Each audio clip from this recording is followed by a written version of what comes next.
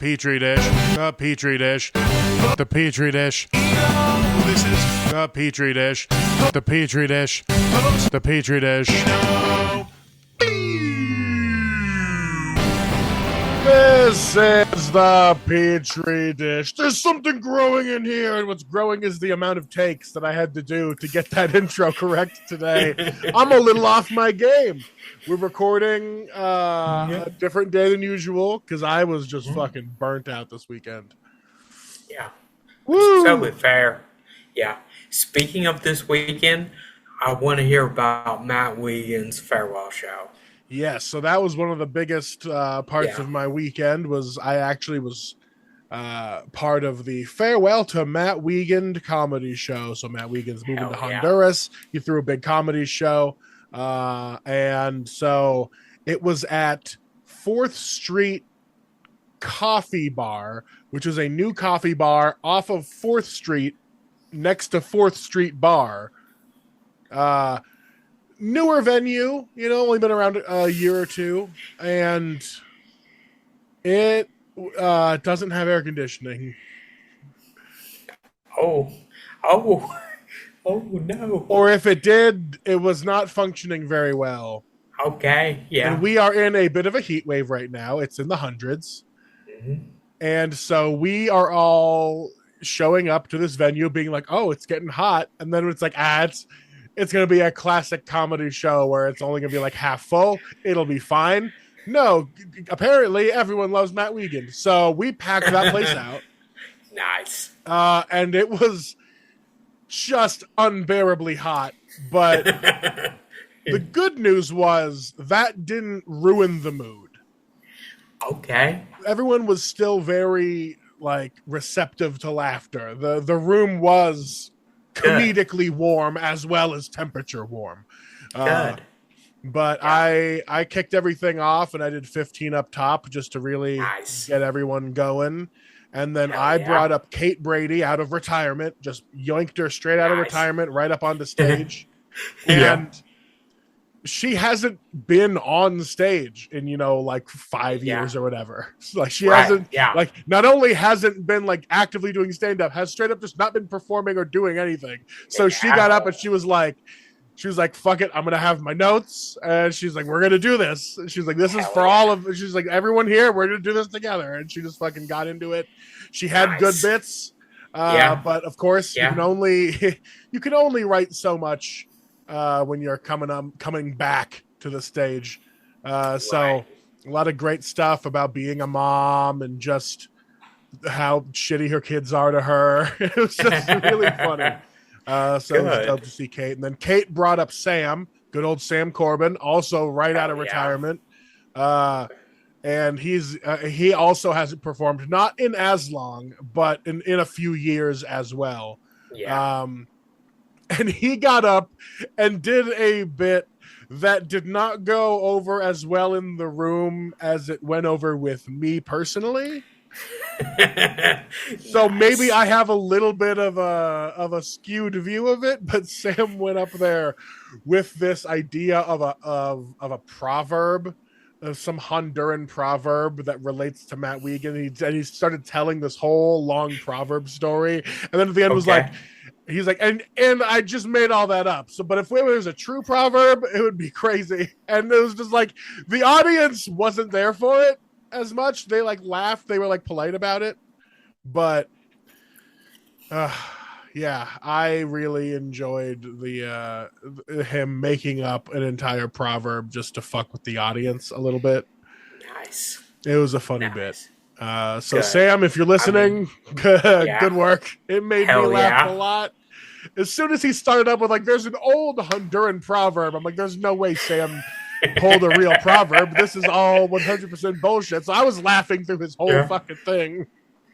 Okay, nice. But it was funny. And that was the only bit he did. He didn't do any traditional stand-up. He just got up and did that bit and then brought Austin on.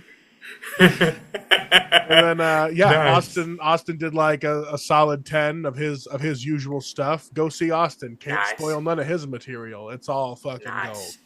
And then he brought up the man himself, and so Matt Wiegand got up and just You know, he Did said he it out unload? he said it out loud, which made it feel real, but I guess I never considered it until this point. He was like, Uh-huh. "This could be my last time doing stand up ever." Huh. And I was like, that makes sense. He is moving to an entirely different country, an entirely different culture.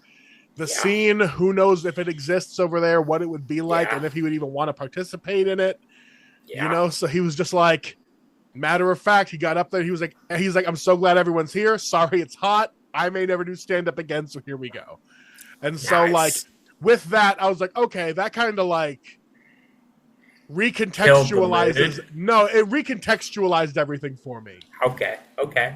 because I was like, okay, now I'm gonna like sit and watch him do these bits, knowing we're in the mind frame of like he may never say these bits again. Yeah. This is the last time we're getting it. So it was really Yeah. fun to watch him just go through all of his material again, even stuff he hasn't done in like 8 years since he Nice. was like a young comic out on the Reno scene. Yeah. But Yeah. yeah, it was a great time. And everyone came out, got to see everyone. Everyone was fucking there. It was great. That's awesome. So Yeah.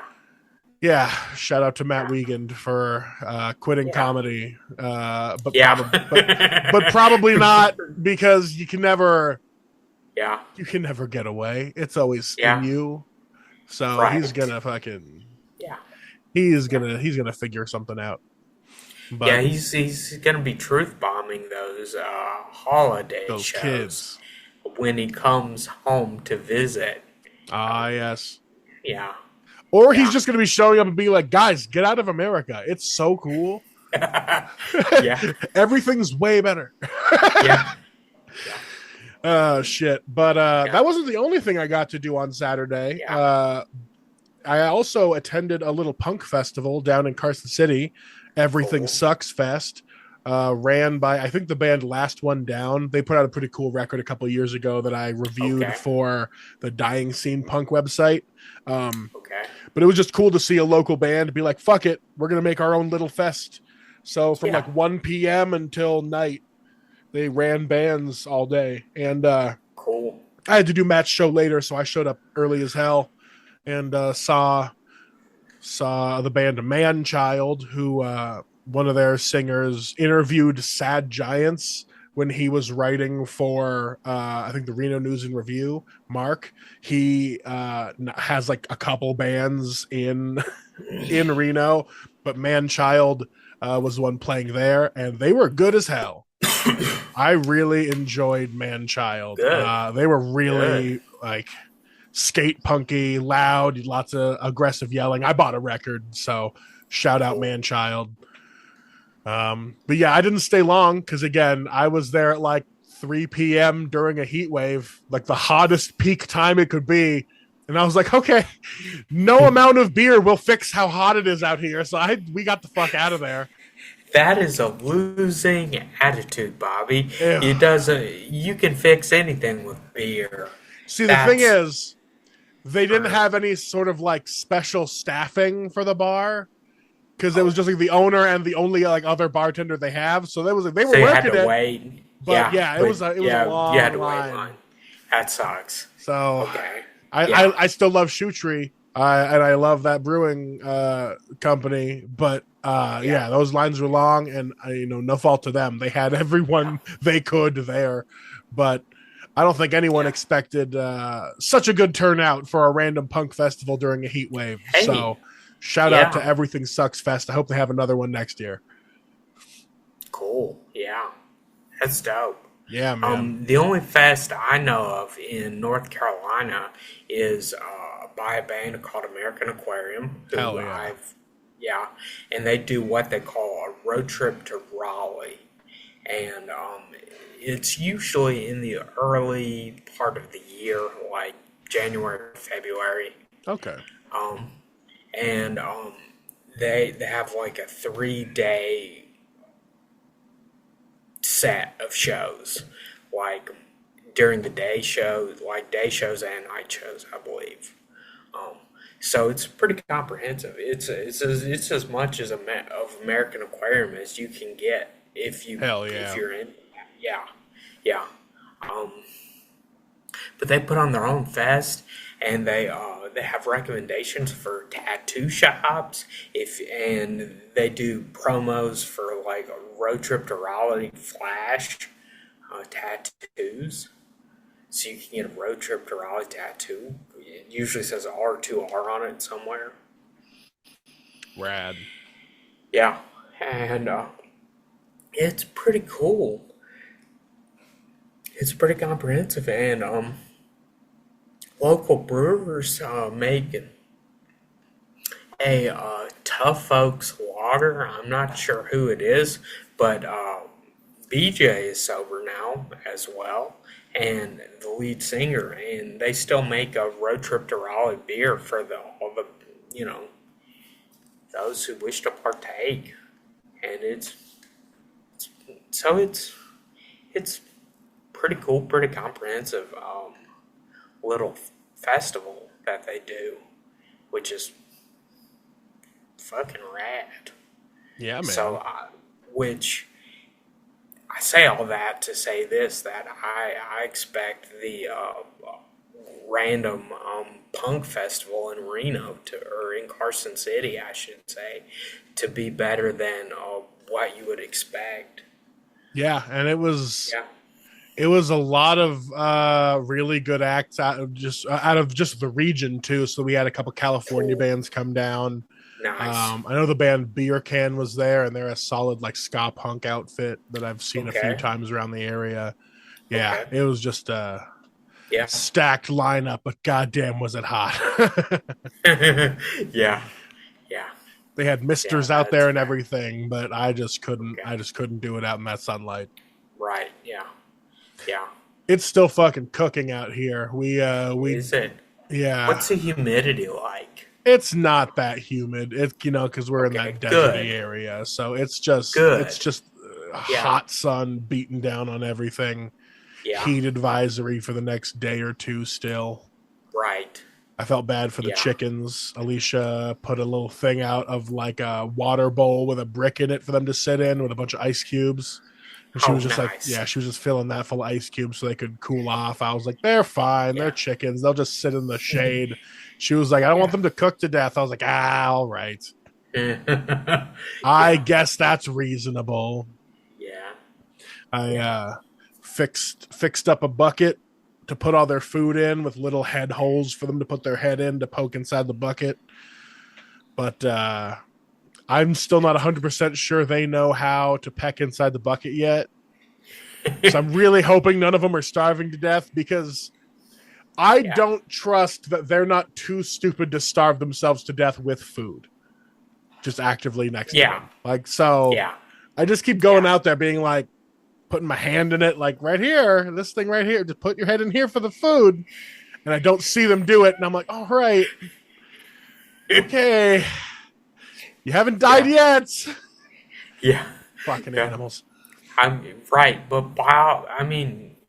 evolution is pretty undefeated so far, So maybe chickens, even though they peck the ground and eat rocks so they can digest things, maybe they won't die. Maybe. And that's the coin flip you have with chickens. Is just like, hey, today, maybe they won't die. Yeah. Who knows? Yeah. That's when are they supposed to? Yeah. When are they supposed to start laying for you?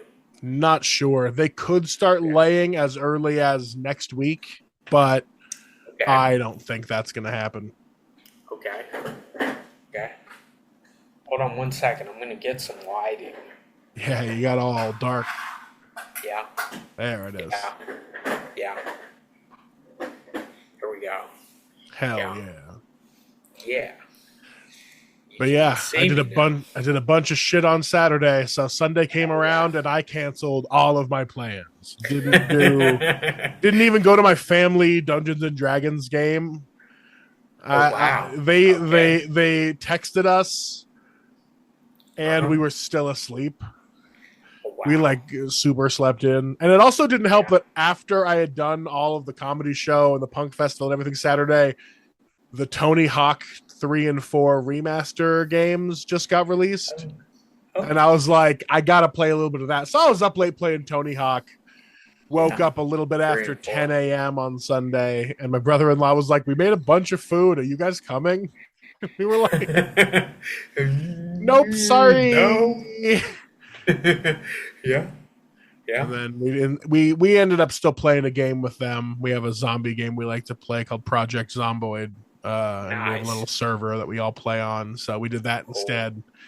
But that unfortunately meant we didn't get a bunch of free snacks, which is that's the biggest blow to my heart, is not getting the delicious snacks. Yeah. Well, the good thing it's a blow to your heart and not a blow to an off brand orifice or whatever. I don't know what I'm saying. You just said blow to your heart, and I was like, blowjob. Say something, blowjob. You really tried to make the bit work, but having to reach to the words off-brand orifice was really was a fun right. If I was just grasping. It's more fun to watch your brain work than the actual bit. So you just keep on printing. I just like to watch the printing press roll the paper. It doesn't have to have anything on it. Oh, man. Yeah. All right. Oh, shit. That's pretty much all I did. I was just a degenerate yesterday, playing video games and staying cool, so. Okay. Yeah. I can't remember what I did yesterday. This guy didn't do shit. No, well, I hung out with my mom. I'm back in Winston-Salem now, currently, which is an hour and a half west of where I typically am, which is in Durham. Jonathan's on the run, guys. No, I'm not. It's not at all. I don't want to put that energy out into the universe because I might get caught. And I don't want that. Yeah. No, you found home base. You know where you're at. Yeah. Okay. Yeah. So I'm at home with my folks, and it's just great. Hell yeah. It's just cool as shit hanging out with your parents. Like, that's one thing I tell them. I don't know if I tell other people, but I tell my parents that even if there was no familial relationship, we would still be friends because I like y'all. You're weird. Okay. What do you mean? You're weird. No, I'm not weird. Who likes their parents? I love my parents. Yeah, mine are cool as shit. Yeah, I just got lucky. That's all it comes down to. Yeah, that's true. That'll happen. My mom used to come visit me in the hospital almost every day when I was in the hospital, and I didn't understand it, and it was great. Yeah, she would just come visit me, and like sometimes she'd bring me food. Like I got cookout one day. Oh hell yeah! Yeah, and my burger was cooked out, which means it not only is it sound like just some bullshit saying, it means that it had mustard, chili, and slaw on it. And it had a mystery orifice. No, it didn't. It was delicious, and I ate it. And I'm not even really a fan of slaw, and I ate that shit. Tongue in that burger hole. Yes. And I lost weight in the hospital, too, somehow. Yeah, they really make you eat regulated amounts of meals with proper fiber in them. I wasn't even eating the food that they gave me. Well, less access to food in general will do that to you. Okay, fair enough. If you're just sitting around in the hospital all day, you can't be like, I want a snack. You're like, well, I'm in a hospital. They don't have, like, Doritos in here.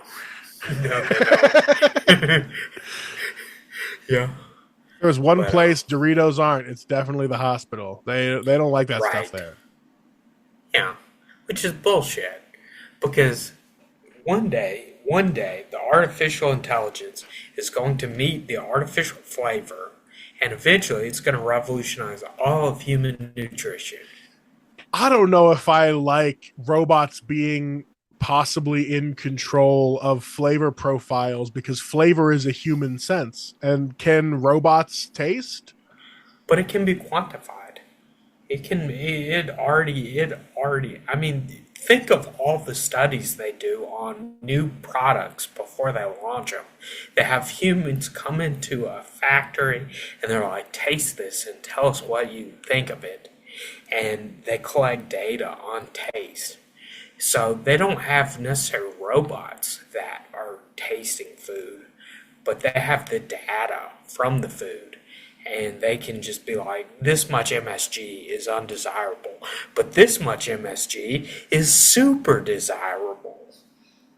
And they can just make stuff. They're like, it's better for crunches. It's not, yeah. Are you basing this just off of that one clip from Breaking Bad where they're doing the tater tot dips? Maybe. I don't remember that. I don't remember that part in Breaking Bad, but it sounds good. Yeah. I feel like jobs like that did used to exist before we got to the world we're in now. Because I remember there was that guy with the golden spoon that tasted flavors at Breyers, and that was his whole ass job. He made like $100,000 a year just tasting ice cream with a golden spoon. And he's the warm it up. He's that guy. That guy was making bank. And I don't think that job exists anymore, at least not like that. You're not just like a fat guy in a chef hat tasting stuff with a golden spoon and making bank. You gotta have an engineering degree now.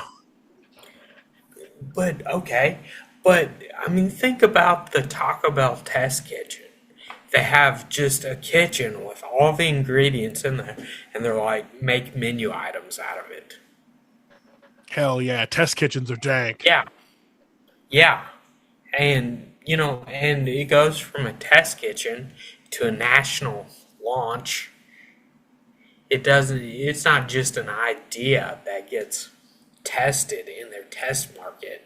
They just like fire it into the national consciousness. Hell yeah. And that's how we have the Crunchwrap Supreme. Yeah. And also the chicken stuff they're doing now at Taco Bell. Their Cantina chicken menu. Right, yeah. I don't buy don't know this about Cantina that. chicken shit. I don't know about Get it out of there, Taco Bell. This is your demographic telling you. I am your demographic. I don't go to Taco Bell for healthy chicken that is then deep fried and smothered in an unhealthy amount of cheese. Yes. Just give me the slop. Yes. I want a trough, and I want it. Bring back those birthday cake churros. Ooh, that sounds delicious. They had Milk Bars. It was like Milk Bar, that famous like LA dessert place. They did a collaboration with Taco Bell to make these like birthday cake churros that were so fucking good. And then they were only around for like a week, and then they were gone. Oh, wow. Well, okay. In North Carolina, we the South is privileged when it comes to bad ideas. But we have a restaurant called Zaxby's that is basically like a Raising Cane's, to give you an idea of what that is like. But they have a birthday cake milkshake it tastes like birthday cake icing. It is so good. And it's also how you get diabetes. Do they put an entire cake into the shake? I don't know. But RFK has isolated diabetes, and they've put it into this milkshake. Hell yeah. And that's the last place that diabetes lives. There's a spot in Chicago called Portillo's, which is like a regional chain in Chicago that does like hot beef sandwiches. But they're also known for their cake shake. So they make this like super rich chocolate cake, and then they take a giant slice off of it, and then they just shove it in a cup and blend it with vanilla ice cream. Nice. That And sounds awesome. and I ate one of those. I walked 3 miles to get it though. Oh, wow. Because I was like, I'm gonna eat everything in Chicago, but I refuse to like drive there. I'm gonna make myself walk so that my fat ass can burn some of the garbage I'm eating off. So I went and ate like a Chicago dog, a hot beef, and one of those cake shakes at Portillo's. Okay. And then I walked to a pizza place and I ate a giant slice of Chicago deep dish pizza. Deep dish. Okay. Yeah. And then I had dinner later that night at like a fancy place after I had already eaten all this shit in the afternoon. And I don't suggest it. I don't think I have the heart to do that anymore. Like, I legitimately think if I went to like the Heart Attack Grill in Vegas, I would die. Huh. I think it could kill me. They have a grill branded the Heart Attack Grill in Vegas. A former cardiologist made the restaurant because he was like, fuck it. No one's ever stopped eating burgers, so fuck you. I'm going to make a burger restaurant, and it's going to be trying to kill you fuckers. And that's just that's been its thing the whole time. You got to wear a gown to go in there. Nurses spank you. Oh, interesting. Yeah, it's one of those. And if you're above 350 pounds, you eat for free. So I could eat for free if I wanted to die. Yeah. Well, I mean, last meal, right? That's always been my thought. I'm like, if I go to Vegas and I'm like, it's been a good run, then I'm gonna blow all my money on whatever like cool concert that is that night, and then I'm gonna eat at the Heart Attack Grill and die in the bathroom. I'm gonna be like, oh guys, I got a shit real bad. I'm gonna go have a heart attack in the bathroom. So they don't find me. No resuscitation for me, thank you. Yeah. My DNR. DNR on your forehead. Yeah, my DNR is a locked porta potty. I guess they're a restaurant. They don't have porta potties in the restaurant, but it's a locked stall. There we go. Yeah. Oh shit. Yeah. Well, that's about all the excitement I've been through this week. You got anything else cool other than hanging out with your parents? Oh, I'm going to kick it with my parents. Tomorrow, I'm going to kick it with my sister and my nephew and niece. Now that's cooler. In Asheville. Yeah. Hell yeah. Wednesday, I'm going to go to my grandma's and kick it with grandma for breakfast. Kicking it with grandma. And then my buddy Chris is going to come over and we're going to play Magic the Gathering. Hell yeah. Yes, that's Wednesday. Then Thursday, it's just an empty day. We don't know what we're doing. Oh, shit. Free day. Jonathan on the run with a free day. And then Friday, we're going to celebrate Ann Dodd's 99th birthday with her. Holy shit. Holy shit is right. She's literally 99 years old. And what if I get those genes? God, can you imagine if you had to do 50 more years of this right now? Yeah. Yeah, I mean, it's like, what the actual fuck? I am, in a month, I'll be 33, and I'm like, shit, I'm 5 man. years older than you. Yeah. Damn, I didn't realize that. I'm already 38. like, the gas tank is starting to run out. Guys, this has been the show. Join the Navy, start a credit union. Vamos juntos. Yeah, Toyota, vayamos juntos. And listen to whoever other's podcast advertises with us. Or else. Are we a podcast advertising podcast? Is that what we've become? I think we advertise other podcasts sometimes. Interesting. That is so strange. So, guys, go listen to that podcast next. Okay, bye. Yeah, bye.